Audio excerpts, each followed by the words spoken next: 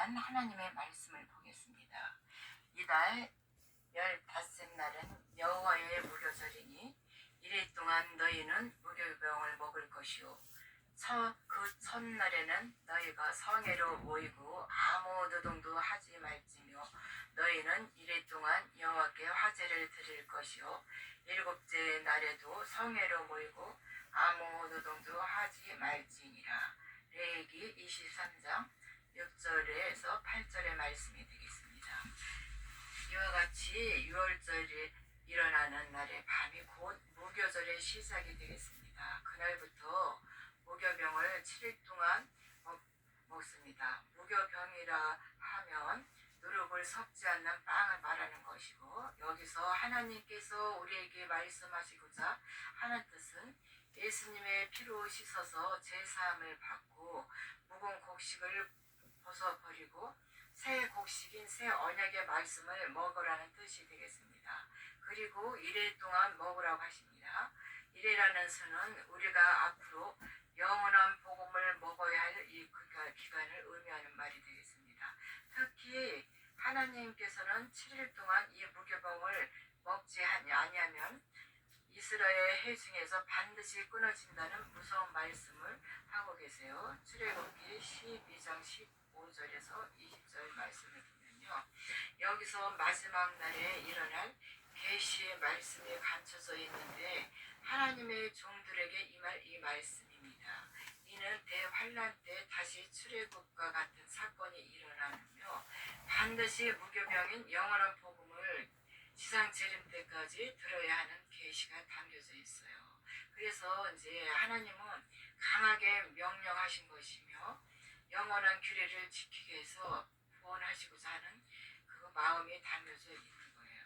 우리가 반드시 먹어야 할 이 말씀은 묵은 곡식이 아닌 살리는 영원한 복음을 먹어야 한다는 이 사실을 잊지 말아야 될 것입니다. 살리는 것은 오직 예수님이 이른 말씀이기 때문입니다. 레위기 26장 10절, 로마서 7장 1절, 또한 요한복음 6장 63절을 보게 되면요, 너희는 누룩 없는 자인데 새 덩어리가 되기 위하여 묵은 누룩을 내버리라. 우리의 유월절 양 곧 예수께서 희생되었느니라.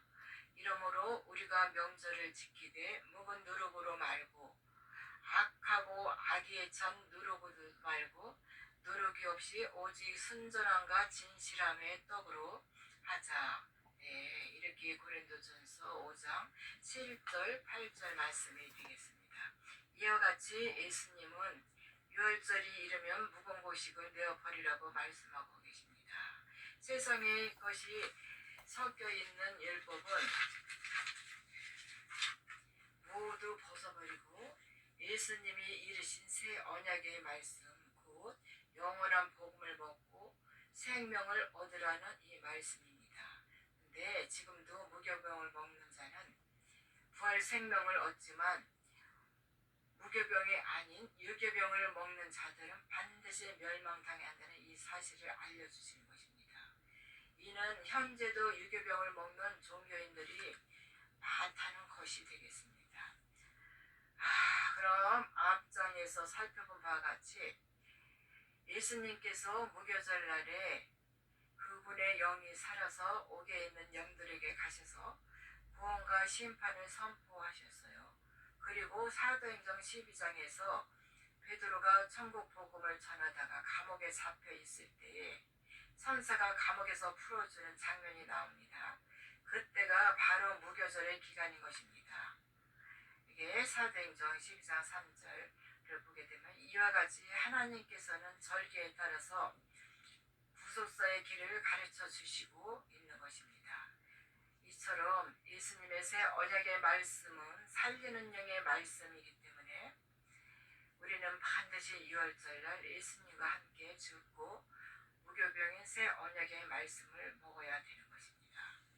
그러면 초실절에 대해서 말씀드리겠습니다. 초실절은 예수님께서 부활하신 날을 가리키는 겁니다. 이스라엘 자손에게 말하여 이르라. 너희는 내가 너에게 주는 땅에 들어가서 너희의 곡물을 거둘 때에 너희의 곡물의 첫 이삭 한 단을 제사장들에게 가져갈 것이요 제사장은 너희를 위하여 그 단을 여호와 앞에 기쁘게 받으심이 되도록 흔들되 안식일 이튿날에 흔들 것이며 이렇게 레위기 23장 10절에서 11절 말씀하고 계십니다. 이때 첫 이삭이 의미하는 것은 이 땅에서 죽은 자들 가운데 처음 익은 열매로 부활하신 예수 그리스도를 의미하는 것입니다. 실제로 예수님은 화목제물로 이 땅에 오셔서 6월절 날에 십자가에서 못 박혀 죽으시고 장사한 지 3일 만에 무교절에 예언을 이루신 이후에 부활의 첫 열매로 살아나셔서 초실절에 예언을 성취하셨죠. 또한 초실절 날에 첫 이삭 한 단을 제사장에게 가져가서 안식일 이튿날 첫 이삭 한 단을 하나님 앞에서 흔드는데 이는 부활을 상징하는 것입니다. 여기서 첫 이삭 한 단이 누구를 가리키는 것인지 이제 다음 말씀을 통해서 알아보겠어요. 너희가 그 단을 흔드는 날에 1년 되고 흠없는 순양을 여호와께 번제로 드리고 그 소재로는 기름 섞은 고운가루 10분의 2 에바를 여호와께 드려 화제로 삼아 향기로운 냄새가 되게 하고 전제로는 포도주 10분의 1 한을 쓸 것이며 여기서 레위기 23장 12절 13절 말씀이 되겠습니다. 그래서 1년 되고 흠없는 순양은 세상 죄를 지고 가는 어린 양 예수님을 예표하는 것이 되겠고 그리고 소재로 기름 섞인 고운 가루로 만든 떡과 포도주가 의미하는 것은 예수님이 성찬식을 통해 예수님의 몸을 상징하는 생명의 떡과 언약의 피를 마신 두 열두 제자로 연합한 복음의 공동체를 말하는 것이며 즉 요셉의 한단을 말하는 것입니다. 창세기 37장 5절에서 6절 말씀을 했습니다. 여기는 다시 말해 초실절날에 예수님과 함께 첫 이삭 한 단을 드린다는 것은 예수님의 살과 피를 마신 성찬에 참석한 자들이 함께 부활한다는 것을 계시하고 있는 것이 되겠습니다. 이들이 바로 그리스도의 지체들이며 예수님 재림할 때 공중 혼인잔치에서 살과 피로 정원한 지체들이 신령한 몸으로 부활 휴거되어서 신랑 대신 그리스도와 연합을 이루게 되는 것을 알려주기 위한 절기를 제정한 것입니다.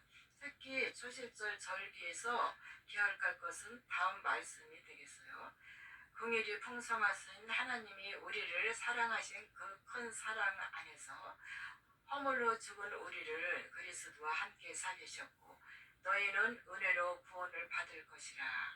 또 함께 일으키사 그리스도 예수 안에서 함께 하늘에 앉으시니 네, 이렇게 에베소 2장 4절 6절 말씀하고 계십니다. 이는 예수님이 부활하실 때 우리도 부활하여 지금 하늘 보좌에 함께 있다는 것입니다.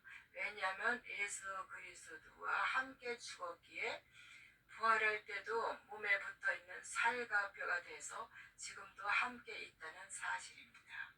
예수님이 승천하시기 전에 하신 말씀입니다. 내 손과 발을 보고 나인 줄을 알라. 또 나를 만져보라. 영은 살과 뼈가 없으되 너희는 보는 바와 같이 나는 있느니라. 네. 누가복음 24장 39절에 이렇게 전하고 계시죠. 그러므로 초실절은 예수님과 연합한 지체들이 함께 부활하여 부활 생명을 얻었고 또한 공중 재림하실 때 휴거하여 예수님과 온전한 연합을 이루는 것을 계시하는 이 절기를 말하는 것입니다. 네, 감사합니다.